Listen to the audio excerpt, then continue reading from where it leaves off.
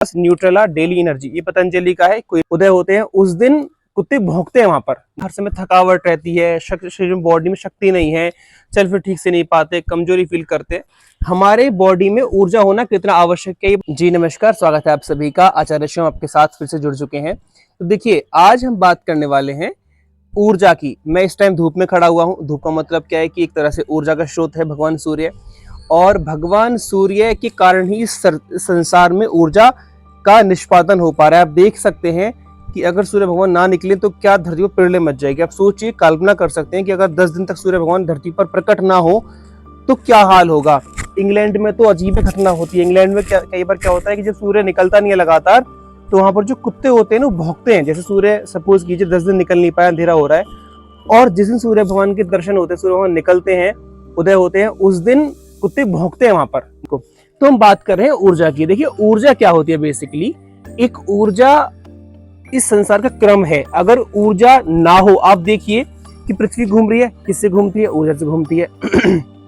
ये ग्रह चारों तरफ घूमते हैं, किससे घूमते हैं? ऊर्जा से घूमते हैं। हम चल फिर पा रहे हैं, किससे? ऊर्जा से।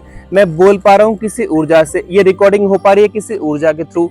इस संसार में जो भी कुछ हो रहा है वो सब ऊर्जा से ही होता है। सारा संसार में जो भी कर्म चलता है ऊर्जा से चलता है। तो आज बात करने वाले हैं ऊर्जा की। हमारे बॉडी में ऊर्जा होना कितना आवश्यक। कई बार जो होता है ना, बॉडी में लोग बोलते हैं हर समय थकावट रहती है, शरीर में बॉडी में शक्ति नहीं है, चल फिर ठीक से नहीं पाते, कमजोरी फील करते। इसका मतलब क्या है कि वो ऊर्जा की बॉडी में कमी है। ऊर्जा को आप पूरा कैसे कर सकते हैं? उसका बड़ा स्रोत है सूर्य। तो उसके लिए आप सूर्य नमस्कार का अभ्यास कर सकते हैं। सूर्य नमस्कार की अभ्यास करने से आपके शरीर में सूर्य के समान तेज आता है, वही शक्ति आपके अंदर आनी शुरू हो जाती है। कितना कर सकते हैं? 10 से 11 बार शुरुआत में, उसके बाद में 20 बार, 25 बार, 50 बार, 100 बार तक आप इसका अभ्यास आराम से कर सकते हैं। और कॉम्पिटिशन्स में तो पता नहीं कितना कितना लोग करते हैं, 200 बार, 250 बार, 5000, 10,000 बार, ऐसे लोग करते हैं। लेकिन आपको इतनी आवश्यकता नहीं है। आप स्टार्टिंग बेस पर 11 बार शुरू करके 20-21 बार तक आप इसका अभ्यास कर सकते हैं, और 100 बार तक आप लास्ट में इसका अभ्यास कर सकते हैं। तो ये तो मैंने कहा आपसे योग का पक्ष। अब बात करते हैं कुछ मेडिसिन के बारे में। तो वो मेडिसिन जिसमें शक्ति होती है। अब देखिए, बेसिकली ऊर्जा की कमी बॉडी में क्यों होती है? हीमोग्लोबिन लेवल कम होना। उसका मतलब क्या होता है कि बॉडी में जो खून की मात्रा है वो कम है। दूसरा, अगर हम कहें तो जिससे बहुत लोग शाक सब्जियां कम खाते हैं, उससे भी कई बार कम हो जाता है। कई बार लोग दूध आदि नहीं पीते तो भी कम हो जाता है, फल आदि नहीं खाते तो भी कम हो जाता है। कई बार लोग धूप नहीं सेकते तो उससे बॉडी के अंदर ऊर्जा का लेवल कम हो जाता है, क्योंकि विटामिन डी की डेफिशिएंसी बॉडी में हो जाती है। तो हम बात करने वाले हैं कि ऐसा हम क्या खाएं जिससे कि हमारी बॉडी में ऊर्जा का स्तर मेंटेन रहे। देखिए, बहुत चीज़ें आप खा सकते हैं। मैंने कहा फल खा सकते हैं, दूध पी सकते हैं, दही खा सकते हैं। इसके अलावा अच्छे अच्छे अन्न खा सकते हैं, जूस पी सकते हैं फलों का, और आंवला एलोवेरा आदि ले सकते हैं आप, गिलोय खा सकते हैं। उससे आपकी बॉडी की ऊर्जा लेवल अच्छा रहता है। प्राणायाम का अभ्यास कर सकते हैं।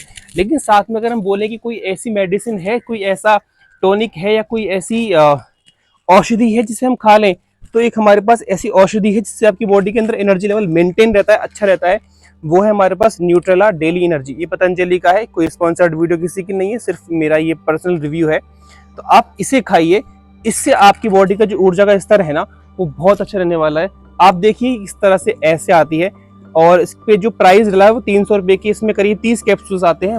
मतलब कि हम कहें तो कि एक कैप्सूल 10 रुपये का आपको पड़ने वाला है, लेकिन वर्थ इट है। इसके अंदर vitamin B, vitamin B12, vitamin B1, B2, B3, B5, B6, B7, B8, B9 और B12 इसमें प्रचुर मात्रा में होते हैं। इसके अलावा इसके अंदर स्पिरुलिना होता है, मोरिंगा होता है। बहुत अच्छी अच्छी औषधियां इसके अंदर मिक्स्ड हैं। बहुत कीमती है, बहुत किफायती है, और बॉडी की ऊर्जा को अच्छा करने वाला है। लेना कितना है? दिन में सिर्फ एक बार आप ले सकते हैं पानी से। आपने खाना खाया, खाना खाने के 1 घंटे बाद 1 गिलास पानी से आप इसे ले सकते हैं। सिर्फ 1 कैप्सूल दिन भर में, 2 ना खाएं, सिर्फ 1 खा सकते हैं।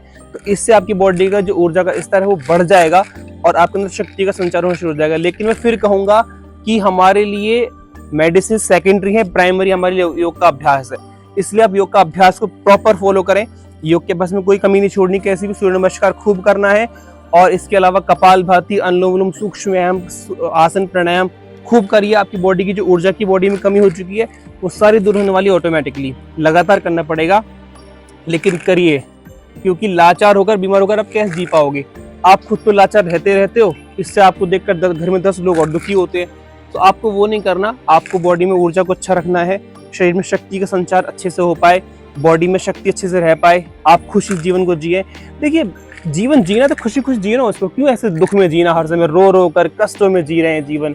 लेकिन क्या, हमको योग नहीं करना, हमको ये नहीं करना, घूमना फिरना नहीं, अच्छा नहीं खाना, खाना हमको डेड फूड है, खाना हमको पिज्जा पेस्ट्री और सारे के सारी ये तमाम तरह की बुरी चीज़ें हैं, हमको अच्छा खाना नहीं होता, फिर बॉडी में ऊर्जा नहीं बचती, बीमारियां आती हैं, रोग आते हैं, दोष शोक आते हैं और फिर आप दुखी रहते हैं। तो इससे अच्छा है कि आप एक बार में अच्छा खाएं, 100 चीज़ें ना खाकर आप इस चीज़ पर अच्छे इन्वेस्ट कीजिए।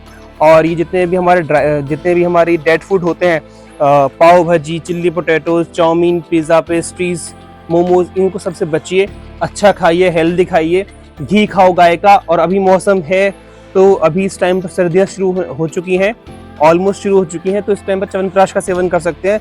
रात में डेली 1 चम्मच च्यवनप्राश आप खाएंगे तो उससे आपकी बॉडी की एनर्जी लेवल बूस्ट रहता है। च्यवन ऋषि नाम के ऋषि हुए थे, उन ऋषि को क्या हुआ था कि जवानी की अवस्था में ही बुढ़ापा आ गया था, मीन्स कि जवान थे लेकिन उस टाइम पर बुढ़ापा आ गया था, तो उन्होंने फॉर्मुलेशन तैयार किया था इस चीज़ का।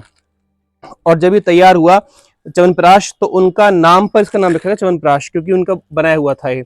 और इसे आप खा सकते हैं। इसके अलावा बादाम पाक आप खा सकते हैं, बादाम पाक से आपकी बॉडी में बहुत अच्छी ऊर्जा रहती है और आप बहुत खुश फील कर पाते हैं। या तो आप इसे खा लो, अदरवाइज आप कुछ टाइम बाद क्या होने वाला है पता है आपको, कुछ टाइम बाद आपको इंग्लिश मेडिसिन खानी पड़ेंगी, और उसमें क्या होगा कि एक खाओगे साथ में 20 लोग और लेके आ जाओगे। इसलिए मेरी सलाह आपको यही है कि आप इंग्लिश ना खाएं, आप ये सब कुछ खाइए, डेली फ्रूट्स थोड़े से खाइए, डेली आप अच्छा अच्छा अन्न खाइए और डेली घूम कर आइए। मक्का का आटा खूब खाना सर्दियों में, खूब शाक खाना, खूब मेथी की सब्जी खाना, खूब अच्छा अच्छा अन्न खाना, इससे आपकी बॉडी अच्छी रहने वाली है। आप क्यों फालतू में कचरों में पड़ जाते हैं, वो सब कुछ नहीं करना, आपको अच्छा अच्छा खाना है। ठीक है, आपका दिन, आपका जीवन शुभ हो, मंगलमय हो। नमस्ते।